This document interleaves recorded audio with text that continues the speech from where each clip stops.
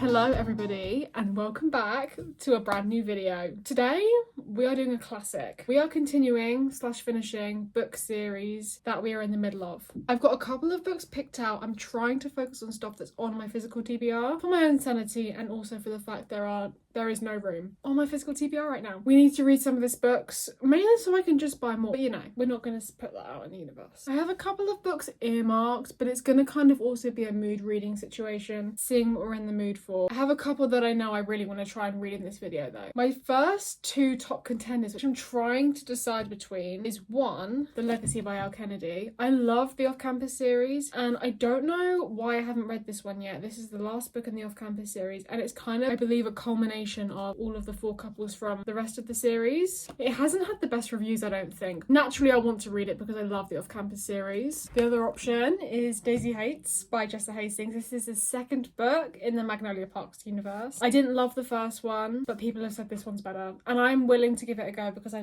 do like this sort of thing. These two I'm pretty sure I'm going to read in this video, but I just don't know which one to pick. I'm going to have a little think and we will make the decision, except I think I've already made the decision. I think we're going to read The Legacy by Elle Kennedy. Like I said, this is very much a combination of the four couples from the Off-Campus series. I love Elle Kennedy's hockey romances. I always have high praise for them. I'm sure this one will be the same. She has such a unique writing style. I've said it before and I'll say it again. I genuinely love her books, and they're always just pure escapism for me, and I love that. So yeah, just looking at the blurb, 4 stories, 4 couples, 3 years of real life after graduation. So it seems like we're going to be following them post-college, which is very exciting. I'm just excited. I think it's in like all of their point of views. It switches between all their point of views. Yeah, we're gonna give this a go. We're gonna start this and we're gonna see the vibes, and I'll tell you about it and tell you what I think and share my thoughts because that is what we do here. So welcome back to another reading vlog. I'm excited to continue / finish some of these series because it needs to be done.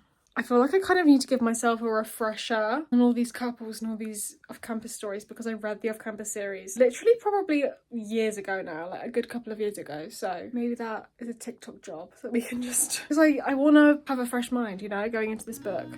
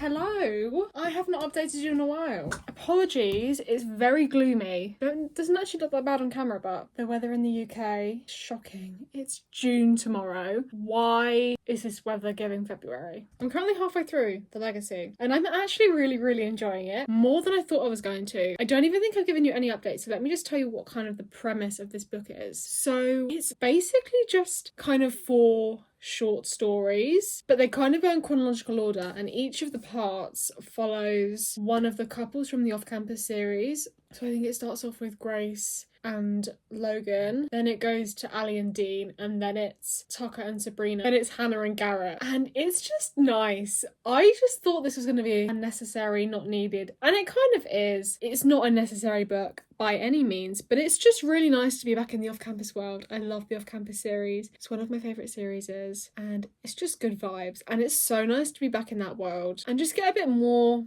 of the characters. It's nothing life-changing, nothing life-altering, but it's just nice. It's really nice and very easy to read, and I'm getting through it really quickly, which I love. I think I'm most excited for Hannah and Garrett's kind of POV part, which is the final part, which I haven't gotten to yet, because I think they're all my favourite characters from the Off-Campus series, personally. Yeah, it's just a bit of fun. It's truly just a bit of fun, and nothing life-altering, kind of slightly unnecessary, but well received. is the best way I can describe it. I forgot how much I loved the series and just how much I love the characters and how much I just love the sense of the found family between the group. It's just really heartwarming, makes me smile. And I just forgot how much I love the series, and this has like re-sparked my genuine love for Elle Kennedy's writing and the Off-Campus series.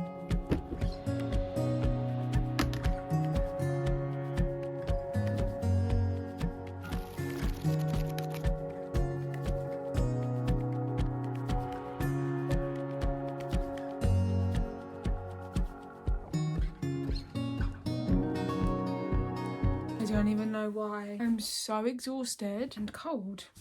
I'm pleased to inform you all that I've finished The Legacy by Elle Kennedy. I really enjoyed this. A lot more than I thought I was going to. I was saying this earlier and I don't think I gave you many updates as I went along. There wasn't a whole lot to update you on because it's basically just, like I was saying, kind of 4 bonus short stories. Not a lot really happens, there's not really that much of a plot, but it's basically the couples from the Off-Campus series post Off-Campus series. So they're having babies, getting married, proposing, like big life changing scenarios that the couples are now going through. And honestly, it was a really easy read. We already know the characters, we already are in that world. It was kind of just mindless and I really enjoyed it. This one hadn't had as good reviews as the rest of the series. Honestly, I still think it's worth the read 100%, and it was just good vibes. And it's nice just seeing these characters again and seeing the world again. And it's interesting because I've read The Graham Effect, which follows Hannah and Garrett, who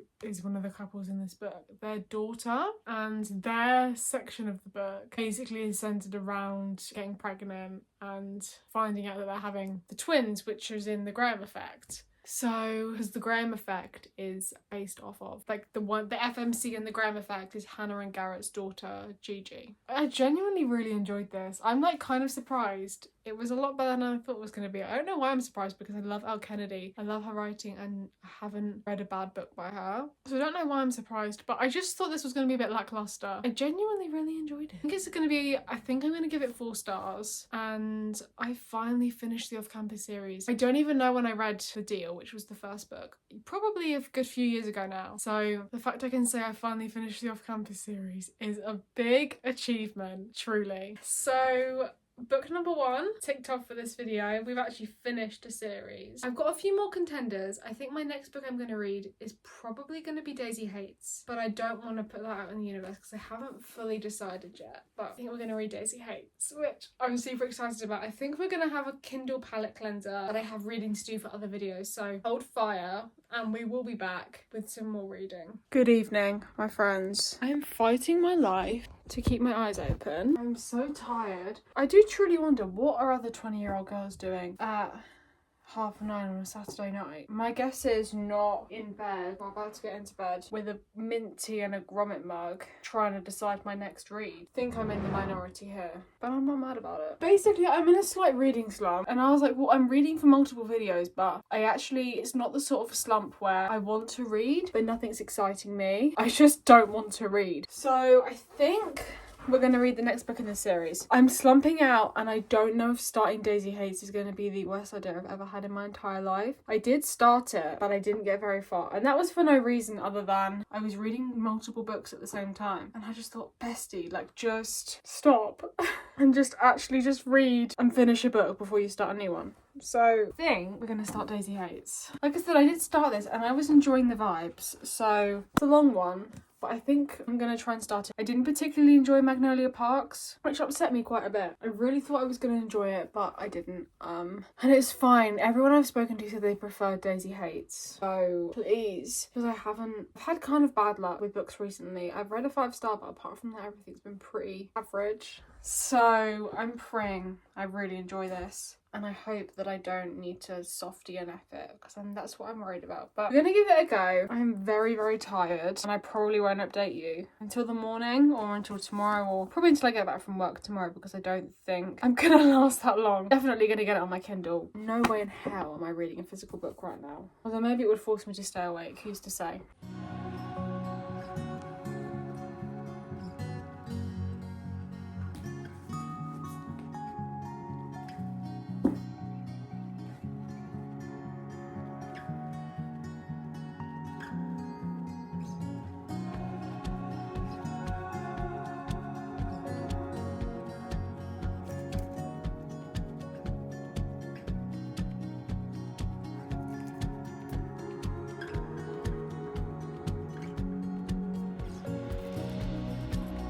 give you my thoughts so far. I think I've even updated you. It's been a couple of days since I filmed that opening clip. Honestly, I'm in a bit of a reading slump, and not the sort of slump where you want to read but nothing's interesting you. I genuinely just haven't wanted to read, which is kind of worrying, but it's fine. I am about 25% through. I'm really enjoying it. So much more than Magnolia Parks. I'm really enjoying it. And this is the vibes that I thought Magnolia Parks was going to give. And I'm even loving the BJ and Magnolia drama that we're seeing from Daisy and Christian and Julian's point of view. And I don't know if I just found the first person of those characters just genuinely really annoying. I think that must have been the issue, because I just tested them and I just didn't care what they have to say, but seeing it from specifically Christian's point of view, I'm really enjoying it. I'm really enjoying it. I'm just struggling to read it because I'm in a reading slump, but then when I sit down and actually force myself to read it, put my phone away and force myself to read it, I'm really enjoying it. So I think we're going to try and get a good chunk of this done. I've got the day off work tomorrow, so I don't want to say try and finish it tomorrow, but that is a possibility. But right now I have nothing bad to say. I love Daisy and Christian's characters. There's just so much to it, and I feel immersed, and I'm just really happy that I'm loving it more than I loved Magnolia Parks, because I kind of low-key hated that book, and I'm just so happy because I really want to love the series, and I really enjoyed this. I have no idea where it's gonna go. A Daisy and Christian endgame? I have no idea. I just don't know, but Jessa Hastings is doing wonders to me. I just love the writing style. I love the cute little footnotes that is in Daisy's point of view. I think it's so cute. And I'm just really intrigued in the dynamic between Daisy and Christian. I'm just so intrigued. And like I said, I have no idea where it's going to go. And I'm just really genuinely enjoying it so far, which I'm so happy about, because I was scared. I was really scared going into this, especially after not enjoying Magnolia Parks all that much. So I have nothing bad to say about this. So just going to continue reading. I'll give you updates. And like I said, I have no idea where it's going to go. But that's the most exciting part, I think.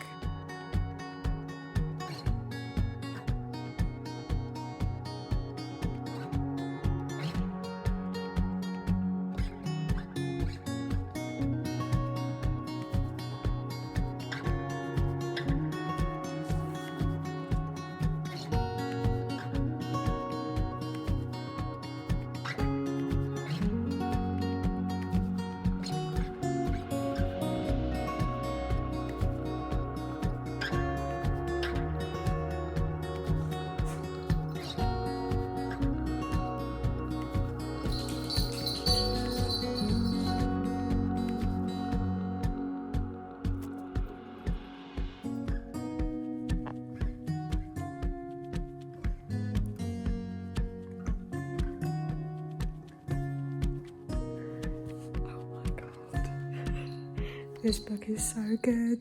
This book is so good.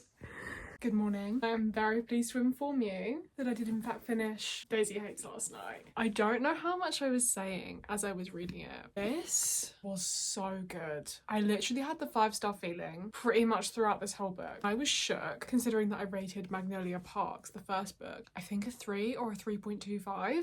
I could truly not get over how good this was. I am in love with Daisy and Christian's characters. I am in love with their characters, and I cannot even say anything remotely similar to BJ and Magnolia. And it's funny because actually in this book I enjoyed the BJ and Magnolia scenes a lot more from Christian and Daisy's point of view, specifically Christian's. If you know, you know.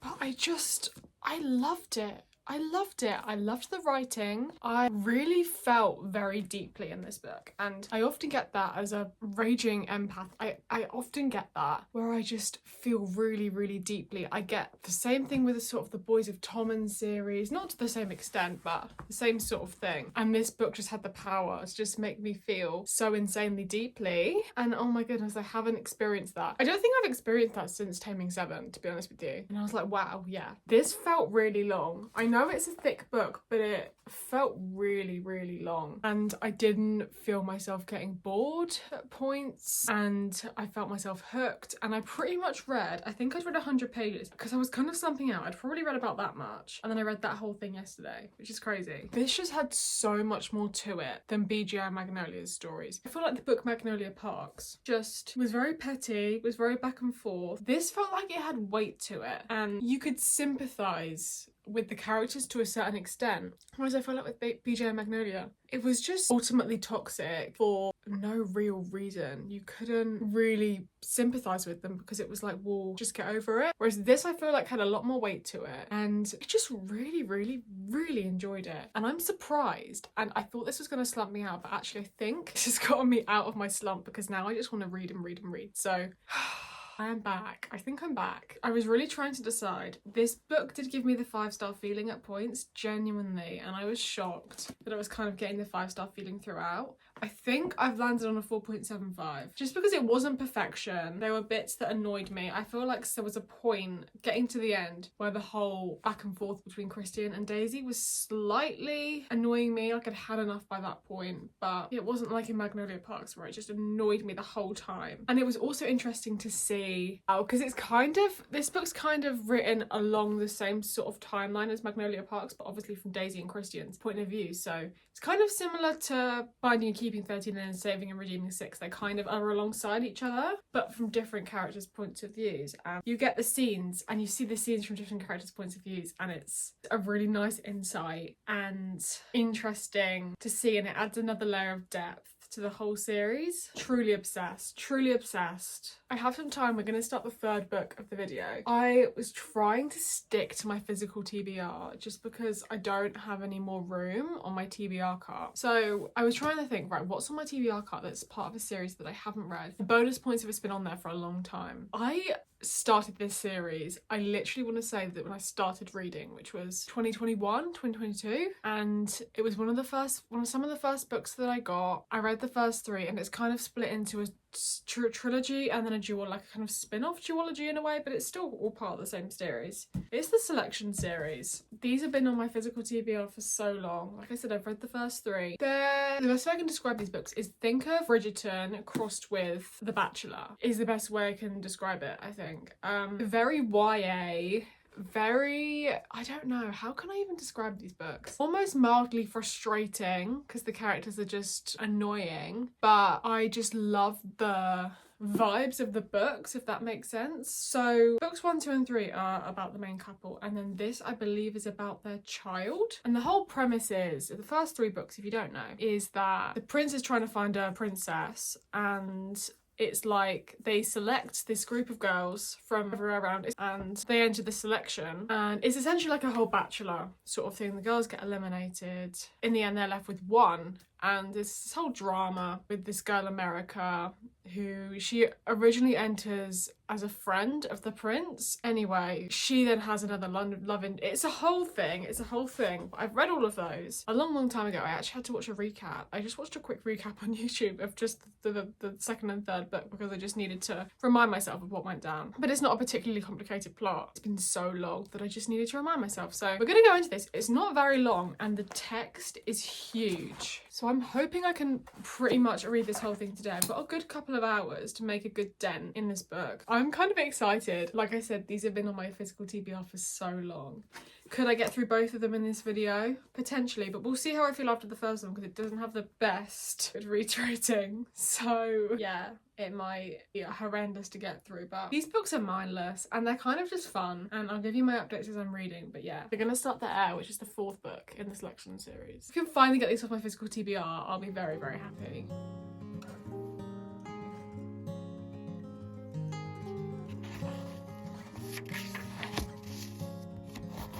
One of these days, we'll give back the time we borrowed.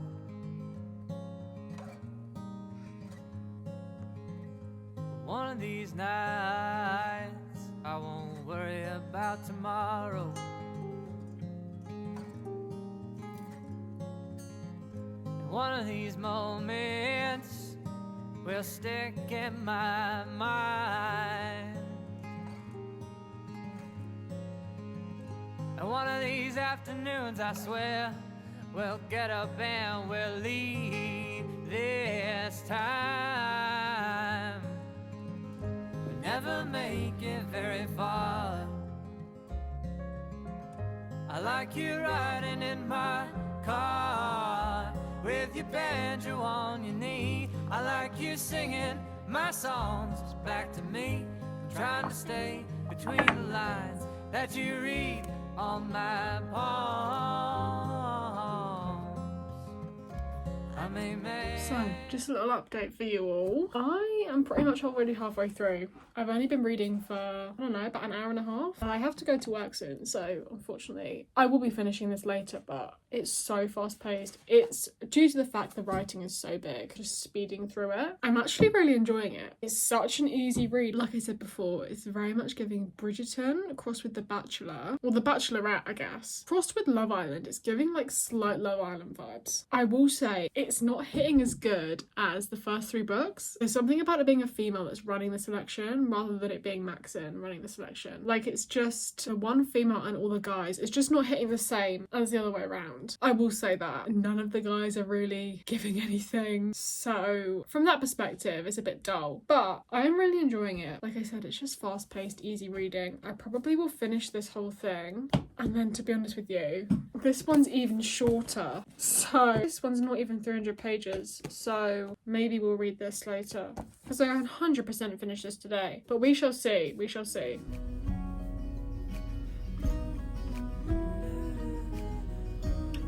Good morning. I'm pleased to inform you that last night I finished The Heir, 4th book in the selection series. It was good. It was fine. It was exactly what I thought it was going to be. Honestly, I didn't love it as much as the first half of the selection series, if I'm being truly honest. But it was vibes. Like I said, I literally was just reading this for the vibes, and realistically it's perfect because the second half of Bridgerton season 3 literally came out yesterday, so perfect. I read the whole thing in a day. The writing is so large on the pages. This probably took me less than 3 hours to read in total, which is crazy, so I think I'm just going to push through. It didn't particularly end on a cliffhanger.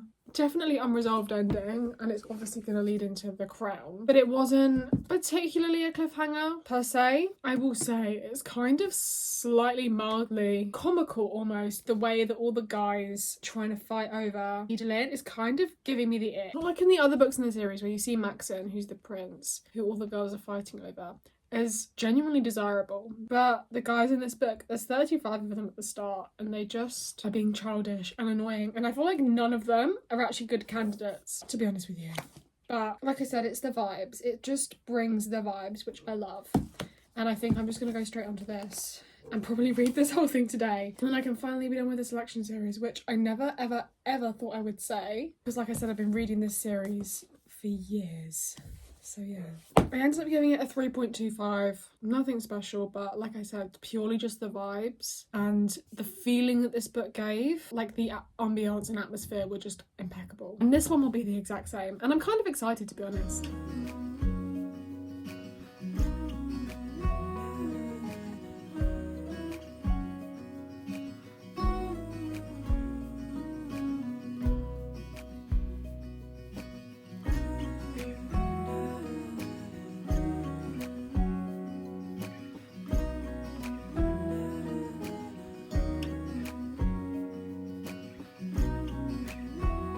Very pleased to inform you all, I have finished The Crown, which means I have finished the entire of the selection series. Round of applause, please, round of applause. I truly never thought this day would come. When I say I read the first 3 books in this series probably, I don't know, 2-3 years ago now, that's not an understatement. I actually enjoyed this one more than The Heir, which was book 4. I didn't really love any of the suitors. The main girl was okay, but she was no America, let's put it that way. She wasn't giving the iconicness that is America, which is the FMC in the first 3 books, and Edelyn's mother. I'm not going to keep saying it because I sound like a broken record, but I'm reading these books for the vibes. I have a Bridgerton void, this is filling it, and they're just iconic in their own right, and I love that. They're not life-changing, but you don't need them to be. They're so fast-paced, such easy reads, the writing is so big. You can read this whole book so quick, it's less than 300 pages. It's just such an escapism. Was book 4 and 5 needed in this series? No, truly no. Like 100% was satisfied with book 1, 2 and 3. These books have a time and a place, and truly if you have a Bridgerton void and you've finished season 3, pick these up, give them a try. Don't know if I said before, but they're very YA, and kind of just a mindless read, which sometimes you just need, you know? But like I said, I can't believe that I finally finished the Selection series. These books have been on my shelf for so long, and I'm so happy to say that I finished it. With that all being said, we read 4 books in this video, which is insane. I just want to say thank you so much for sticking around. If you're still here, congratulations, you deserve a medal. Thank you so much for watching this video. We're gonna have to do more of these videos because I have so many series that I'm in the middle of. I have the worst habit of starting a series and reading 1 or 2 books from it and just not continuing, so there will be more of these videos coming. I hope you have a lovely rest of your week, and I will see you when I see you. Bye!